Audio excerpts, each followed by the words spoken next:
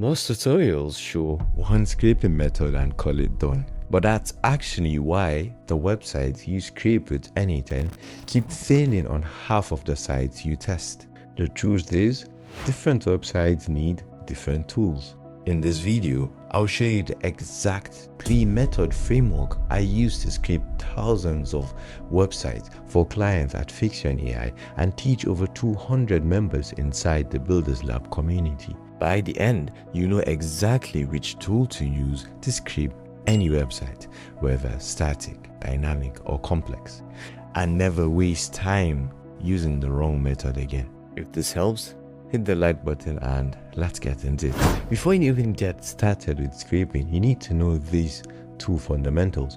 First of all, you need to know whether the website you're scraping is a static website or it's a dynamic website. And what I mean by a static or dynamic is that by static, it simply means that the HTML loads with the website.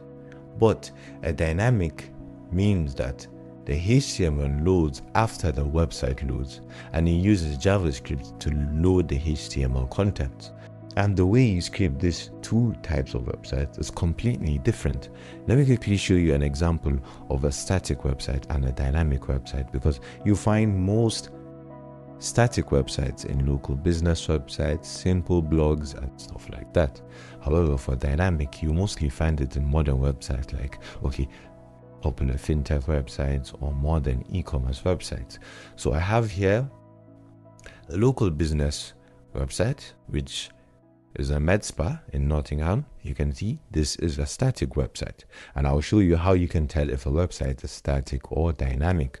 And over here I have the Revolut website, which is a fintech, but you can see there's quite a bit of a difference. Even visually sometimes you can tell, but not all of the time.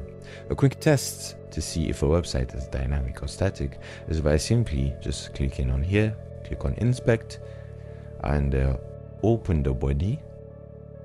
As you open the body, you would find no HTML. All you find is a JavaScript that is being loaded in the HTML, which means that the HTML is in the JavaScript. But however, if we were to check this website, let's click on inspect, we see that, let's close, one sec, let's close the body.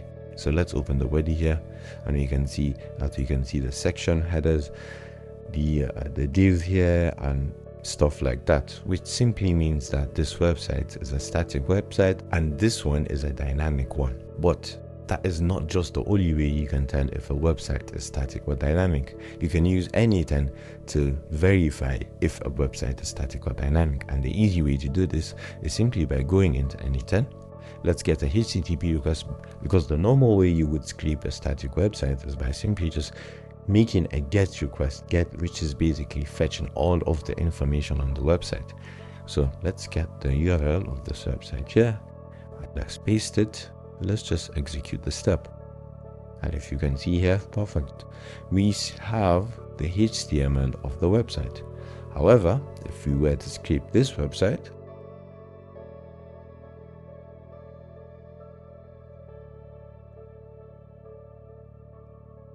you can see we even get rejected, which means they probably have anti-scraping mechanisms to avoid people from scraping their websites in the first place.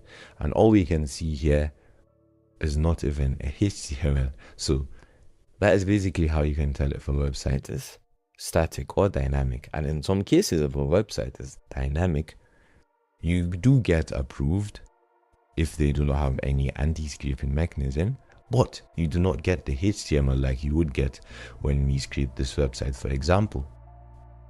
And there's another type of site which is quite complex that I will reveal later and show you how you can scrape it. But for these two, that is basically how you can tell and diagnose whether a website is static or dynamic.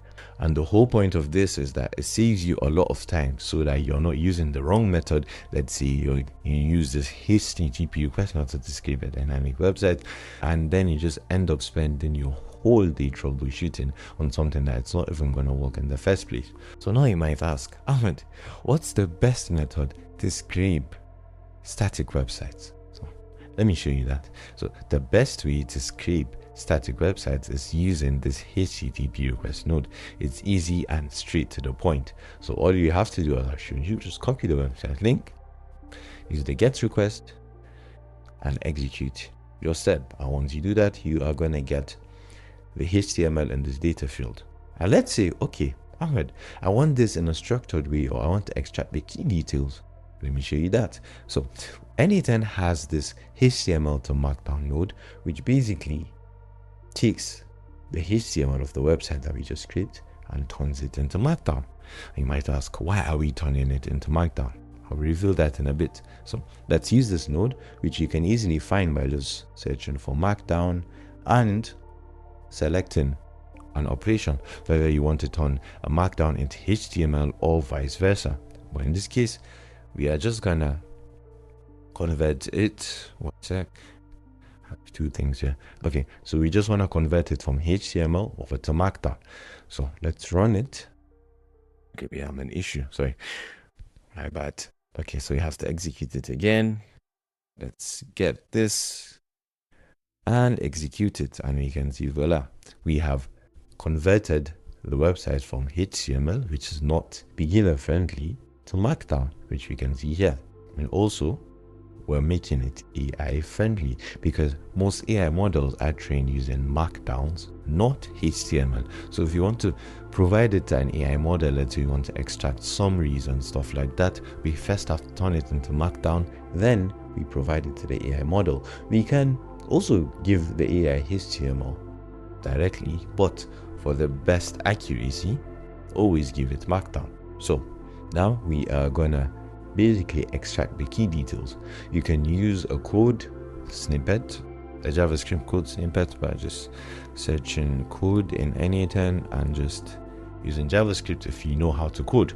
As I've said, this is beginner friendly, so I'm going to assume that most beginners don't know how to code. Well, an easy way to use this would basically be going into ChatGPT and just saying, okay, write me a JavaScript code that extracts the Instagram links, or should I say the Instagram profiles on this website, the emails and the phone numbers. And you're going to be saving yourself from using AI credits.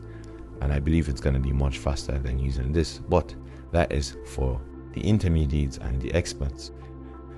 But if you would like to do that, I've just explained how you can do that. Now we're going to use an AI to basically extract. To where to check the prompt, we would see we basically told it to extract the essential information such as the business name, the contact details, the niche, the type of business and services offered, and organize it into a structured format. And we then provided it with the Markdown, which we just converted from HTML to Markdown. And if we were to execute this, we would see our information in a structured format. And it just finished. So you can see we have the business name here, which is Pro Aesthetics. We have the location, the address, the contact details including phone number, email, their website, and also their online booking website too as well. It also included their social media, which is Facebook, Instagram, and the Google Maps, the business niche, everything that you need. So that is basically how you can quickly scrape a static website. Now, let me show you how you can scrape a dynamic one, because as we tried before, it gives us that error, or it would return an empty HTML.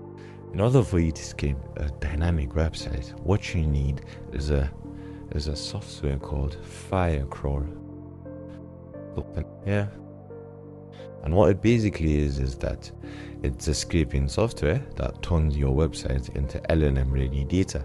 So it basically does all of this process that we did manually for our static website, so scraping it and turning it into Markdown, but it does everything for us using one single node. So all we have to hook it up with is basically maybe a basic LLM chain, but they have a feature where it does this too as well, so it's straight to the point. So if you'd like to scrape a static website, I'd suggest that you create an account with them, and I believe they do give you free credits for your account. And then once you get your account up and ready, you come back to n8n and you search for Firecrawl, and I believe it's a community node, so you would have to install it, but it's verified, so there shouldn't be no issue. And once you've installed it, you want to search for the node called scrape a URL and get its content. Once you do that, you're gonna get prompted with this, and all you have to do is basically, let's go back to this one that we set it up with, and get your dynamic website, not a static website. However, you can use a static website, but you could do it for free using the other method that I just showed you. So just paste the link into the URL section. Then here is the script options. So this gives us multiple options for the output. So we can have the output in Markdown, or we can have it in a structured JSON format like here, or we can add more. So I can add a format here, and you can see from the drop down there's a summary, screenshot, HTML, change tracking, all of that. But actually let's add summary too as well. So we have that set up. You don't need to touch these ones, and just click on execute step, and it just finished. So let's quickly view this in a JSON editor. Let's open it up here. Let's see what it just did for us. So we can find the Markdown here. It says you're on the United Kingdom website, choose obtain. This is what it gives us. Bunch of links, but then we can see that we didn't run into any errors this time. And for the metadata, this is the HTML metadata, and this is the JSON, basically what we were looking to extract, the structured format. You can see here we got the business name, we got the website, app download link, we got the niche of the business, the type of the business, and the services offered. And we can also see the summary here, which says the UK Revolut website offers users the ability to manage their finances globally. So you can see it did what we were not able to do in the first method, which was these one. Okay, so now there's another way, an in-depth way to get even more details from a dynamic website, or even any website, to be honest. Let's say you have a business website. They have contents on their website, but you're still looking for more additional contents, like what was their most recent awards, or like let's say their revenue category, so that you can qualify them if you're reaching out to them. So we have this extract data node, which is also provided by Firecrawl, and you can easily add it by just searching extract data by searching Firecrawl. Now scroll all the way down and you find the extract data node, and once you find that, just click on it and you'll be brought up here. And here is basically where you can add your URL. Let's add our URL, the website that we want to scrape, and we provide it with a prompt. So let's check out what the prompt says. So we tell it to extract detailed information about the SaaS/tech company from the website and gather the following key data. So we want to get the company name, the industry, the founded year.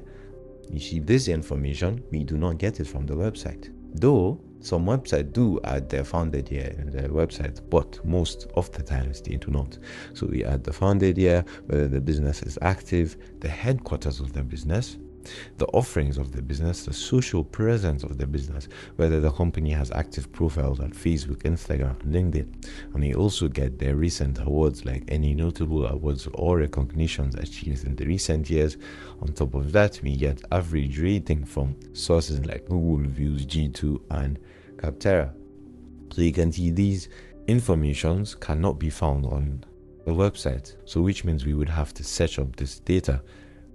And what this Firecrawl node does is that it does that for us automatically, so we do not need to add up another node that does the research. And then here we have the icebreaker, which uses an AI to basically draft up a short and personalized email opener that you can use when reaching out to the businesses using this data that we found.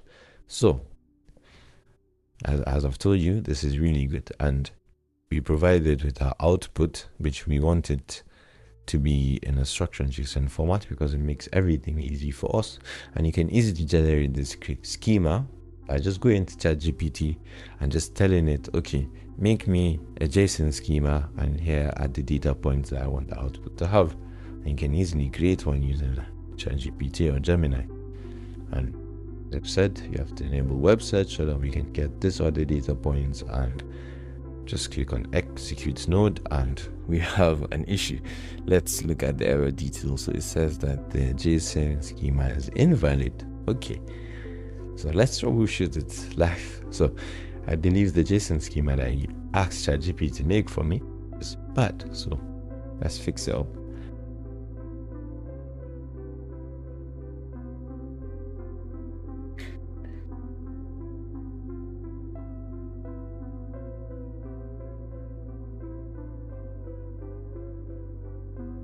Yeah, this is the proper one.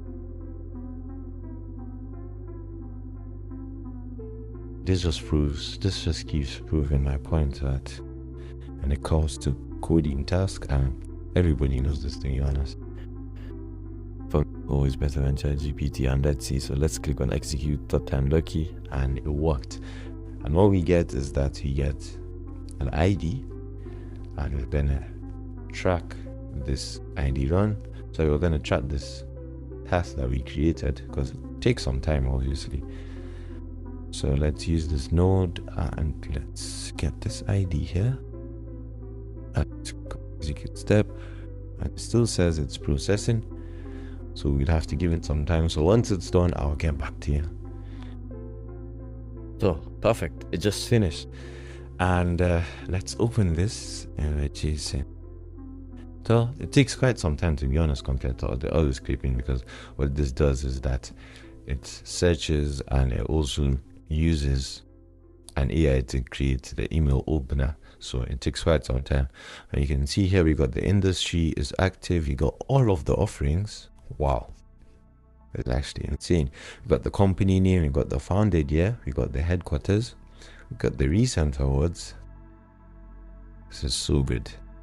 Then we got the email opener. Obviously the email might not be that good because we did not prompt it with what, let's say, a good email opener example could be, but this is just good enough. High revenue team recently learned about your impressive growth, expansion plans, particularly your recent investments on fraud. I'm excited to learn more about your innovative financial solutions. So it did the job for us, and you can see the status here completed and the tokens used. So said that is basically how you can scrape a static website.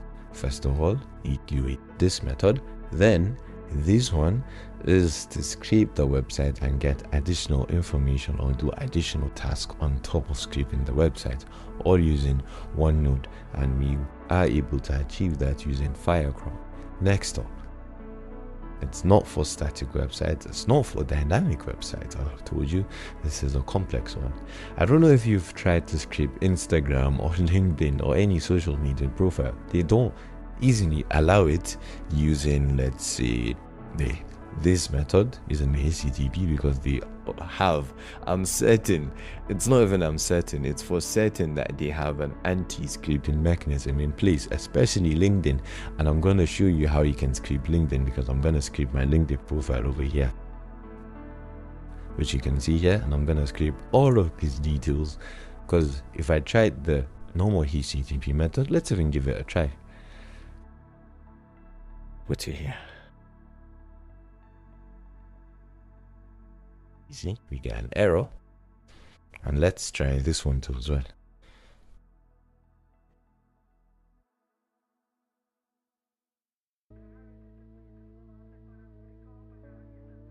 Yeah, an error that says check our credentials. You see, it says this website is not currently supported if you're not part of the enterprise plan. So maybe it's possible using Firecrawl, but you wouldn't even be able to scrape it unless you're on their enterprise plan, which is extremely expensive. But I'm going to show you how to do it in an extremely cost effective way. Less than $1 you can scrape this LinkedIn profile, and that way is using API. And if you don't know what API is, let me open that up for you. And what it is that it's basically a full stack web scraping tool where you can scrape anything on the internet. I can show you. You can scrape LinkedIn profiles, LinkedIn jobs, LinkedIn posts. And the way it works is that they have actors, and people actually build these actors, whether that be API developers themselves or other non-API developers. Each actor has a specific task. So you can see here we have actors for LinkedIn, and if we were to script Instagram, we will find actors for Instagram, and that's it for Twitter too as well. We will find actors for Twitter, and this just makes everything easy for us. And what I've told you will be scraping would be my LinkedIn profile. So let me quickly show you how you can select and choose the best actor, because you can see there are multiple options you can scrape. So let's go to LinkedIn. Let's search LinkedIn profile. And what you want to do is, first of all, choose the scrapers that you do not need to provide a cookie, because if you provide a cookie, you're putting your account at risk. So you can see this one is a good one because it says no cookies. However, there's one thing as well, the pricing models. You want to choose pay per result, not like pay per event or pay per usage, because there are some API actors that you need to be paying a monthly subscription in order to use them. But these ones, all you have to do is just pay per result. So if we were to go here, and you can see here, to scrape 1,000 LinkedIn profiles, you just pay $5, but you don't have to scrape all the 1,000 at once. All you have to pay for one scrape profile is, I believe, let's do the odds divided by 5. Oh my god, my math is so bad. Okay, so 5. Okay, yeah. So it costs you $0.005, which is less than a cent. It's extremely cheap, as I've told you, to scrape a LinkedIn profile. And how you can set it up, because most people encounter issues when it comes to setting up API for API. And also when it comes to API, I believe every month they provide you with $5 of credits you can use towards this actors. And for example, let's say if you were to scrape one profile and you have $5, it would just take this amount from your monthly credits. And if you were to scrape 1,000 profile, it would take up all of your credit. So that's basically how it works. And if you open the pricing, you can see it here. You can see $5 to spend, and if you opt in for the $39 one, you get $39 too as well. So let's click on here, try for free, and let me quickly show you how you can set it up. So first of all, you want to go to API here. You want to click on endpoints, and what you want to do is go all the way down and scroll, run actor synchronously, and get data set items, all in the same API call, because most people don't even know where to find these endpoints, and if they do find it, they use this run actor and they don't know how to get their let's see, their script data and stuff like that. What this does is that it basically runs the actor, then waits until the actor has gotten the results of the script information that you're looking for, and then it sends it back as a response in that same API call. So we copy that endpoint, you copy it, go back to n8n, go into a normal HTTP request node, paste it, make sure to check the method of the API call, just click on post here. And if you're also wondering how you can get an API key, I believe they just make it easy for you. So once you just click on copy here, it automatically copies your token, which makes it straightforward. As you can see, that's a query parameter. So if you want, you can take out the API key. Let's say if you want to be able to reuse your API key and set it up using the generic credential type. I've explained in past videos how to do that. And next up, what you want to do is go back here. Just what I do normally is I just copy this and I use the normal form. Paste the URL here. Then I go to JSON here, and this is basically my JSON body, so it's an easy hack for you.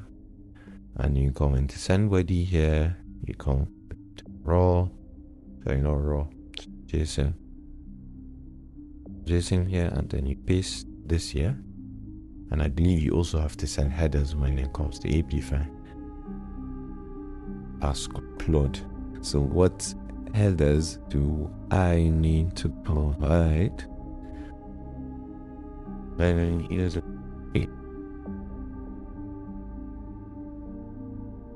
and I believe we can easily get this too as well. If we go here and point, we check the view API reference. Yes, we can see the headers too here too as well. So yeah, we can just easily use this. It makes it easier than actually searching up and faster. But let's copy this.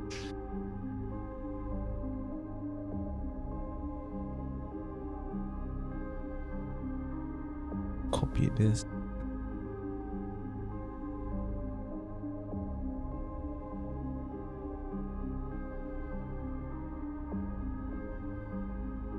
And I believe that's it, but let's see what Claude has asked. So it actually searched for the documentation and it provided us with the two things that we saw. I mean, that's good. So we're actually right. So let's just click on the execute step, and what it's gonna do now, it's gonna run the actor in the background, and once it's done, it's gonna return the result. Actually, one more thing is that we want to check what type of data we get back. I skipped that. So if you go to the information tab, we can see what it does. Okay, we get the recent posts, post content. Oh, sorry. So this scrapes the profile post, but it's the same thing, but I wanted to scrape the profile. So we can easily do that by just going back to the AB5 store, just searching for LinkedIn.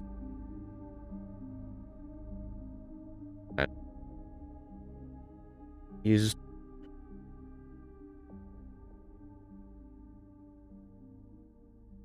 scraper. So we could use this one if you wanted to.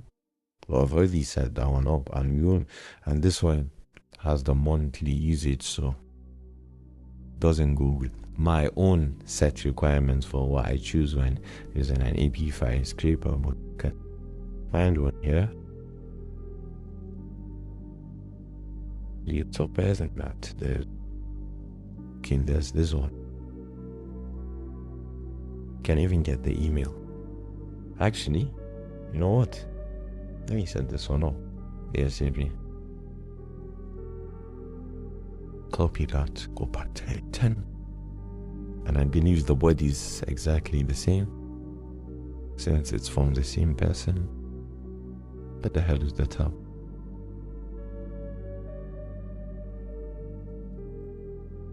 Same return.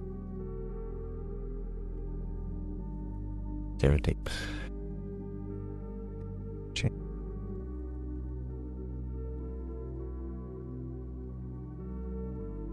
Paste in. Actually, let's even search for my email too as well. Let's see if it actually gets the email.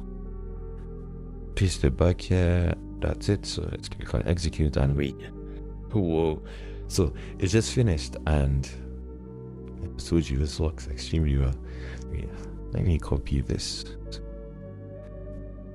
Let's open this in a JSON viewer, and we can see this matches up exactly. You see, we got the name, everything in a structured format. We got the headline, the profile picture, the location, every single thing. What I'm looking for is the email. We got even the experience, everything.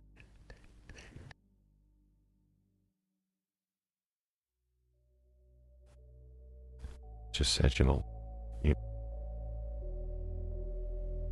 So it didn't get the email, which is none, which I think I made it private, but if it was public, you would be able to scrape the email. So that is basically how you can scrape complex websites that are not dynamic or static.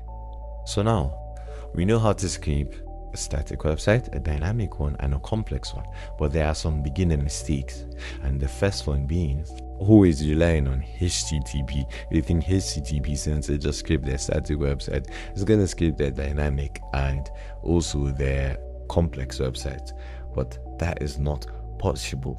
Because as I've showed you, we tried to scrape a static website using this node and it didn't work, and we tried to scrape our LinkedIn profile using the HTTP request node, and that didn't work. So always use the appropriate method for the appropriate website type.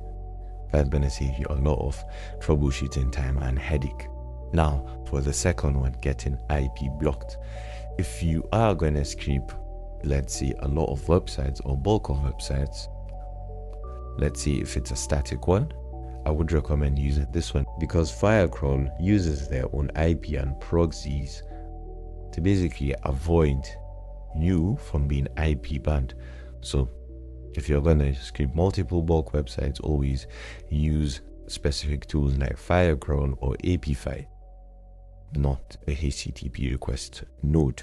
The third one is, let's say you scraped a static website or through the HTTP request node, and you're just going to feed all of that HTML into an AI model. I'm sorry to break it to you, you're just going to get inaccurate data, and you're going to use a lot of tokens that you could have saved if you just converted that using Markdown, because it just makes everything easier. First of all, increases the accuracy, and HTML has a lot of characters, which means you're going to take in a lot of input tokens for your AI model. But if you were to use HTML, it reduces that character into just what's needed, and also AI models are trained using Markdown, so it makes everything much more easier, accuracy wise and token saving wise. So keep that in mind. Now another one is mixing absolute URLs with relative URLs. Let me quickly share a quick example. Okay, so let's go to a page. As you can see, this has /joint accounts. What people typically do is that they would forget to copy this and just copy this, and they would just say, okay, let me scrape this. Well, this is not in an URL in the first place, so just make sure you always copy the whole thing and paste it in the URL, whether you're using HTTP or Firecrawl or even API. So make sure you're using a full absolute URL. And that's it. You know the 3 different methods to scrape websites using n8n, and know exactly when to use each one and how to avoid the common mistakes that break most workflows. If you want to take this a bit deeper, join the Builders Lab community, which is the first link in the description below, where you get step-by-step tutorials, templates, and live support to build production-ready workflows. And if you need a full AI strategy and transformation for your company, check out Fiction AI, which is the second link in the description below, and book a call. So don't forget to like, comment, and subscribe, and I'll see you in the next one.